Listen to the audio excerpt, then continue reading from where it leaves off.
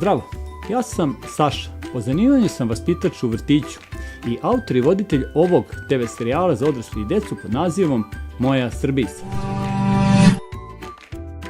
TV serijala u kome vam predlažem da se viđamo, putujemo, družimo i jedni od drugima i Srbiji nešto naučimo. Sa jedne strane zato što, kako to kaže stara srpska poslovica, ljudi treba da vole putovanja i treba da putuju, zato što je to hrana i lek za telo i dušu. A sa druge strane zato što je Srbija zemlja u kojoj živimo, koja je lepa i u kojoj žive dobri ljudi i koja pruža bezbroj načina da je upoznate. Ali i zemlja gde nije dovoljno znati put i stazu da bi se negde stiglo i nešto videlo, već morate imati i pravog vodiča sa sobom, onoga pred kojim se putevi i staze raskriljuju. Pa zato, što bi rekli oni isti naši stari, put pod noge, bit ćete zdraviji, pametniji, a imat ćete i lepe uspomene, sećanje na ono što nam se dogodilo, što je danas znamo i što je potvrđeno jako važno, jer počev od najranijeg detinjstva najviše utiču na život svakog ljudskog bića i kako će ono biti kada poraste. Pazi s kime stvaraš i gde uspomene, te se stvari pamte celi život. Nemoj da mi jedeš ruku! Ako sam vas zainteresovao, dobrodošli u TV serijal i Moju Srbicu.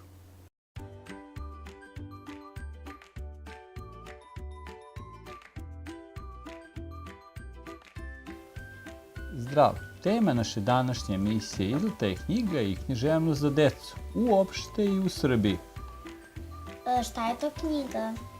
Skup pisanih, ilustrovanih i štampanih papira spojenih u jedan predmet koji se zove knjiga. A u današnje vreme postoji takozvane elektronske knjige.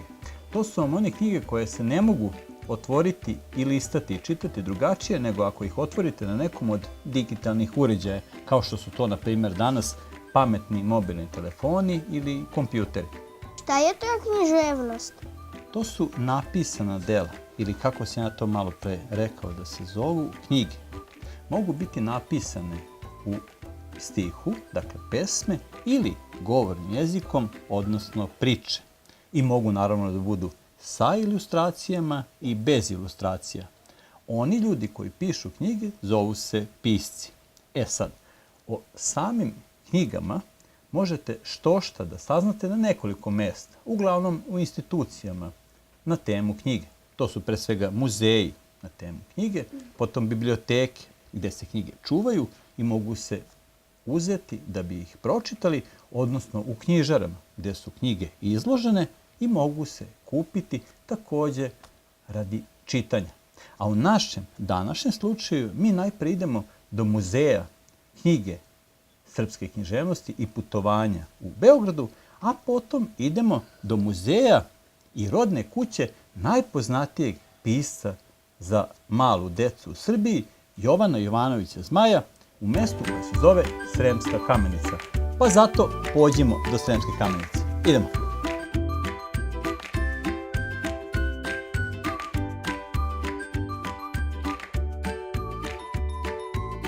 Nakon što smo saznali sve što smo saznali o ovoj temi, pošli smo najpre do jedinstvenog Srpskog muzeja knjige i književnosti, a potom i do spomen muzeja i kuće u čast najpoznatijeg i najvoljenijeg pisca za decu u Srbiji, Jovana Jovanovića Zmaja. Srpski muzej knjige i književnosti se nalazi u Beogradu. U pitanju je muzej čiji je zadatak da sakuplja i predstavlja razvitak i značaj knjige i književnosti uopšte i u Srbiji. U svojoj stalnoj postavci ima puno, pre svega knjiga, zatim drugih predmeta i materijala na temu i još mnogo toga. Osnivač muzeja je Viktor Lazić, jedan jako zanimljiv i inspirativan čovek, zaljubljen u knjigu, književnost i putovanja, koji nas je lično sačekao i poveo kroz svoj muzej.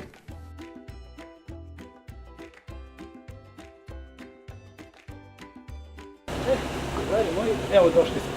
Odnosno, ja mislim da su došli na to mesto. Ima šta piše ovo? Udruženje Agregat, biblioteka Lazić, Muzej? Muzej srede književnosti, muzej knjiga i putovanja. Beograd. Znači, došli smo na pravo mjesto. Da. Idemo unutra. Izvolite.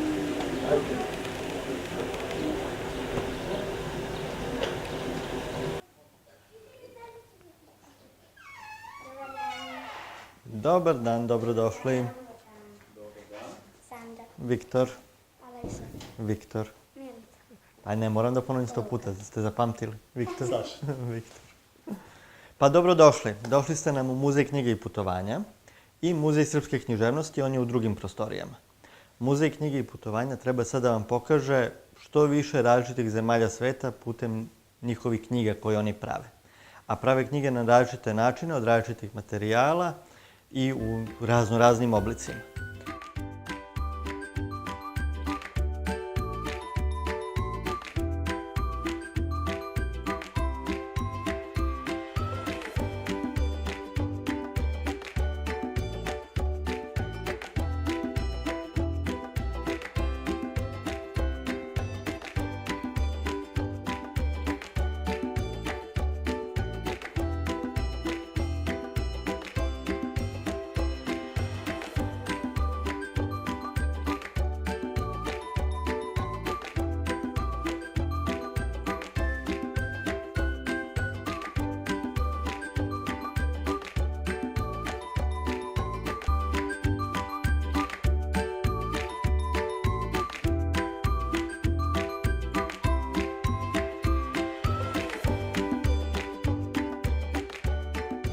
Ovo je jedna država u Aziji, u Mijanmaru.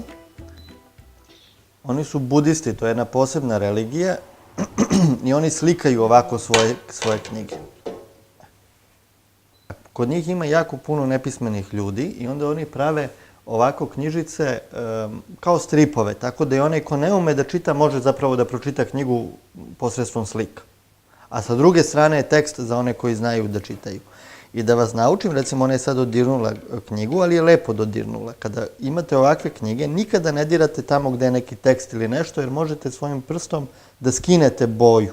Ali možete, ako vas zanima materijal, možete ovako sa strane da pipnete.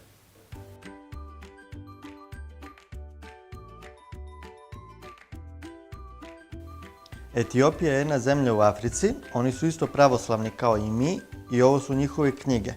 Ali oni knjige prave od ovčije i kozije kože. To se zove pergament. Mi smo isto nekada radili te knjige, pre mnogo stotina godina. Po mirisu knjige možete da odredite koliko je knjiga stara i iz kog dela sveta ili iz kog regiona dolazi.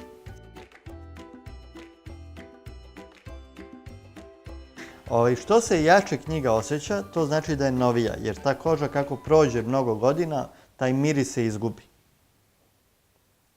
A ovo je sve rukom rađeno, slikano. Ova ljubičasta slova i crvena slova su njihova imena svetaca ili svetih mesta i tako. Ali oni ne nose ovako knjige, nego ih nose u posebnim torbicama. Te torbice su isto od kože. Ćete da vidite kako to nose.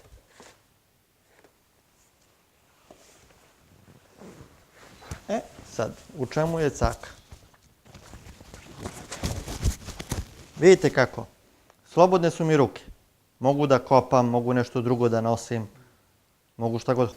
Da li znate da postoje knjige koje možete da pojedete? Ne.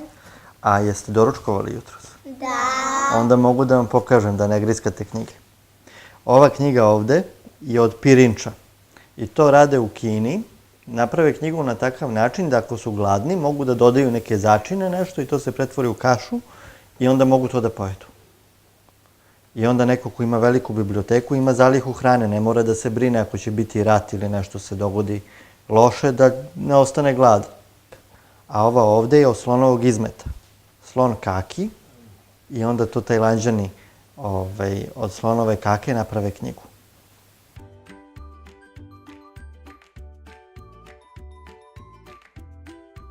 Ovo je mlada, jedna 3 godine stara slonica je slikala. Tek završila obdanište. Malo mlađe od vas. I vidi kako crta lepo.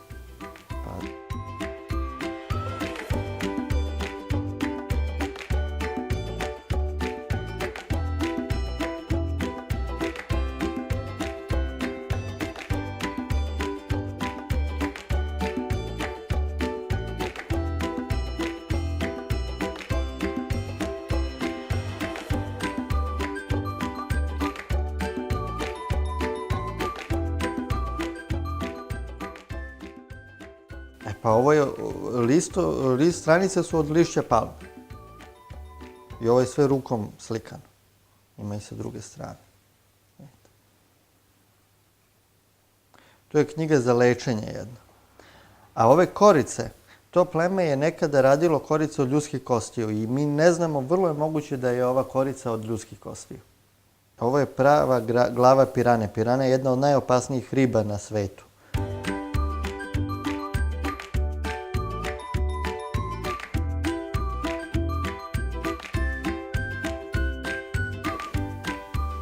Najmanja knjiga na svetu.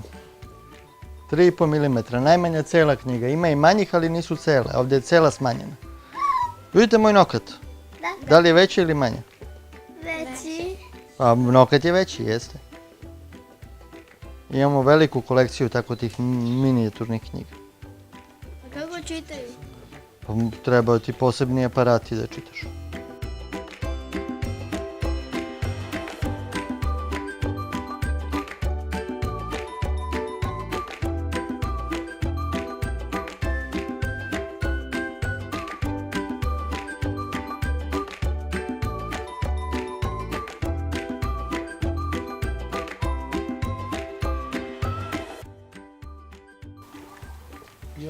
I to naša pravoslavna, ovo je iz Gruzije.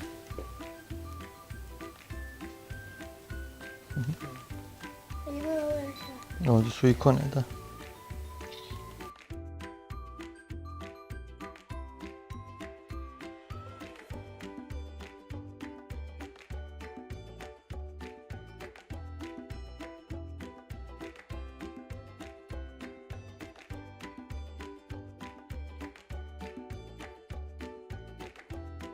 Sijanski manastir, to je posebna njihova religija.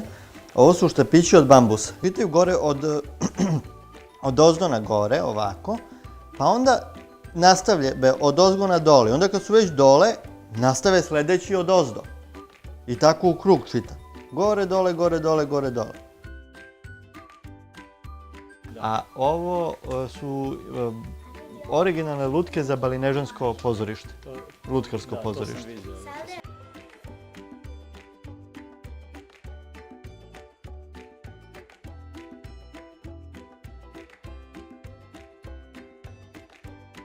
Ovo je sa Tibeta. Jeste čuli za Tibet? To je najviše mesto na planeti. Tamo se nalazi Mont Everest, najviši vrh. 8 km u vis. E pa tamo oni prave ovakve knjige. To su njihovi molitvenici. Kada se mole Bogu, oni rade ovo što ja sada, okreću knjigu. I oni veruju da ako ovako okreću knjigu dok se mole, da njihove molitve iz knjige putuju do neba, da su tako mnogo jače.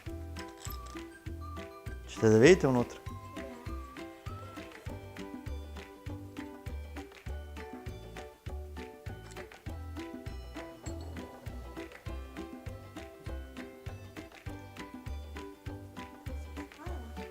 Slova, da. Ali ova knjiga uopšte nije namenjena da se čita. Zato što oni ove molitve znaju napamet. Oni samo veruju da dok izgovaraju te molitve napamet, ako okreću knjigu, da molitve iz knjige putuju do neba.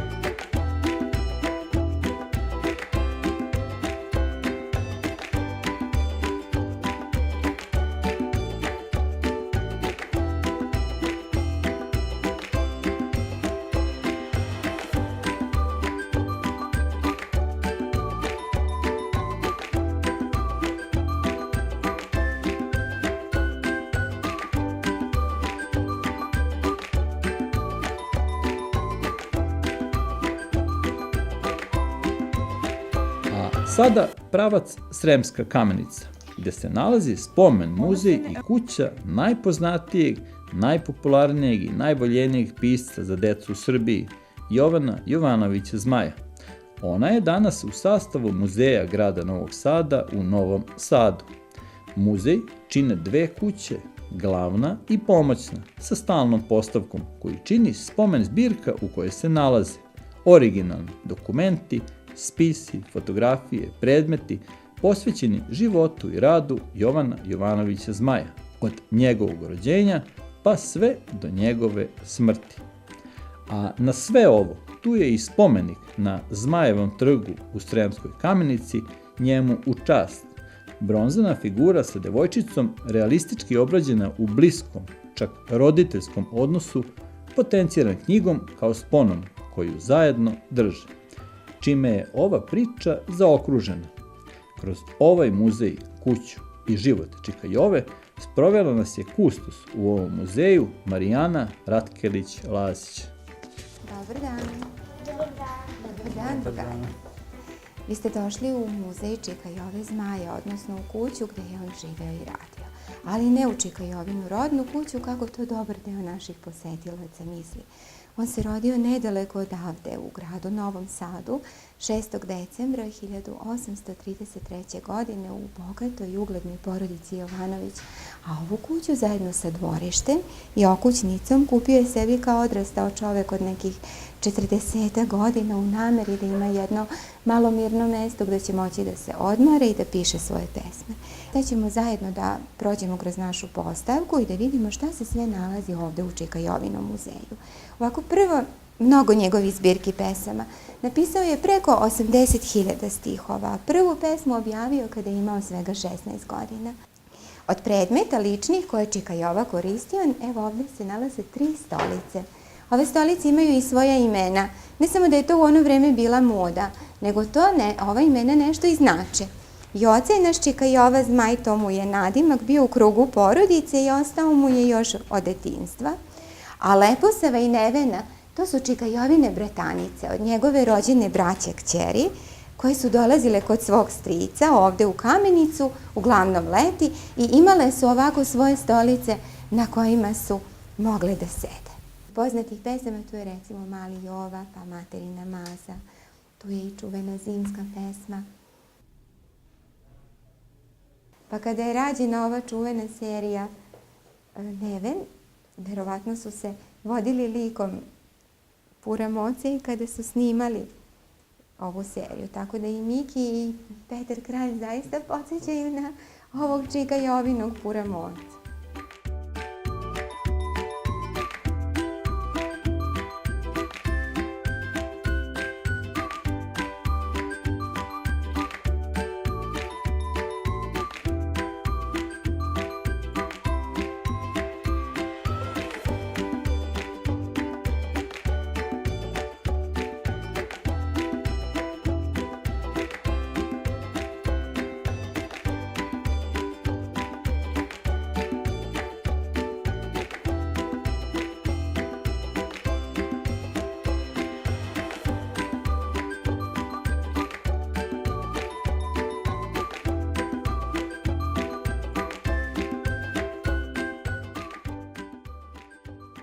Ovo je jedini odevni predmet našeg Čika Jove koji se nalazi ovde u muzeju koji je sačuvan.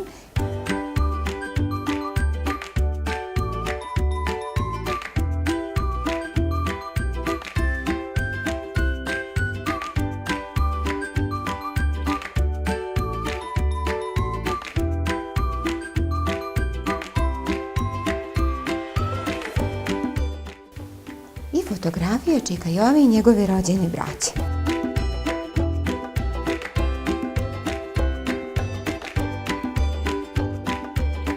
Od ličnih predmeta tu čuvamo i Čika Jovinu čuturicu i novčanik, jedno zvono za pozivanje posluge, jedan fotoalbum sa drvenim koricama i jednu lepezu koja nije Čika Jovina, nego pripada njegovoj supruzi Ruži. Tamo se nalazi njena fotografija. Ruža je bila Čika Jovina velika ljubav i velika pesnička inspiracija i neke od svojih najlepših pesama napisao je baš svoje supruzi. pošto znamo da je mnogo voleo decu, on je usvojio 2 djevojčice, pa ovdje čuvamo fotografiju Čika Jovinih usvojenih kćeri. Zvale su se Marija i Ana. To su znači njegove usvojene kćeri, bile su po profesiji učiteljice. Ana je čak pisala pesme kao Čika Jova, a Marija se bavila glumom.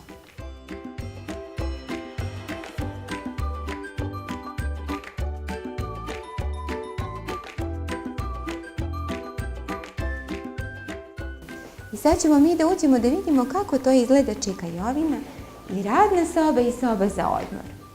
Tu je njegov krevet, čiviluk, ogledalo, orman.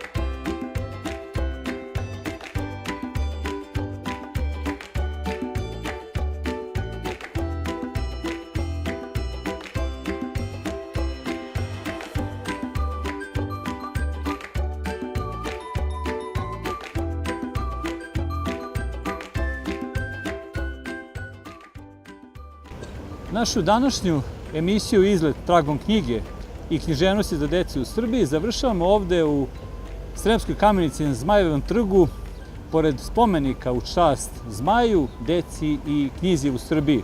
Do nekih novih izleta i nekih novih emisija. Odavde zdravo i doviđenja. Zdravo! Meni se najviše svidjelo kad smo išli da vidimo spomenik Jovana Jovanovića Zmaja. Meni se najviše svidjelo kad sam vidio onaj crtež što je Slanica napravila. Meni se najviše svidjelo kad smo išli u muzej knjiga i putovanja. Meni se najviše svidjela knjiga Slonove kake.